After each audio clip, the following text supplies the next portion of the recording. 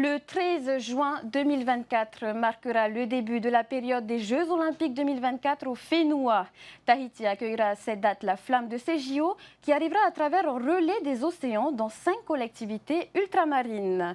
Cela représente un investissement important et le pays compte bien surfer sur l'événement pour faire rayonner toute la Polynésie. Laure Philibert. Elle est l'un des symboles des JO. La flamme marque l'ouverture du plus grand rassemblement sportif du monde. Le parcours de celle qui illuminera Paris 2024 a été dévoilé ce vendredi. Elle partira le 16 avril d'Olympie en Grèce, le berceau des Jeux antiques, puis rejoindra Athènes avant d'embarquer sur le Bélem pour traverser la Méditerranée jusqu'à Marseille, point de départ du prologue d'un relais qui fera le tour de l'Hexagone du 8 mai au 7 juin. Puis c'est à travers le relais des océans qu'elle va parcourir 5 régions ultramarines, dont la Polynésie, le 13 juin.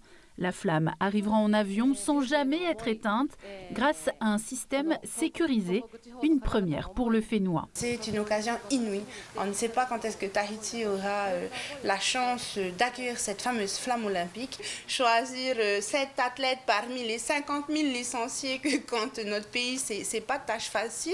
Il est important de se poser, de prendre les bonnes décisions et surtout de représenter l'ensemble des sports et l'ensemble des générations qui ont contribué au sport au Fénois. Accueillir la flamme olympique n'est pas gratuit pour les différentes étapes qui doivent chacune débourser plus de 21 millions de francs.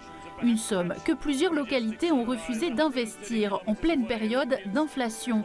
Mais pour les autorités, l'opportunité était trop belle pour s'en priver. Ça peut paraître exorbitant comme montant, mais après discussion, après débat, nous avons la possibilité de l'accueillir et quelle merveilleuse manière de le faire. L'idée, c'est de donner toute sa splendeur à l'Océanie, au Pacifique et donc de pouvoir éventuellement donner une connotation traditionnelle, c'est important.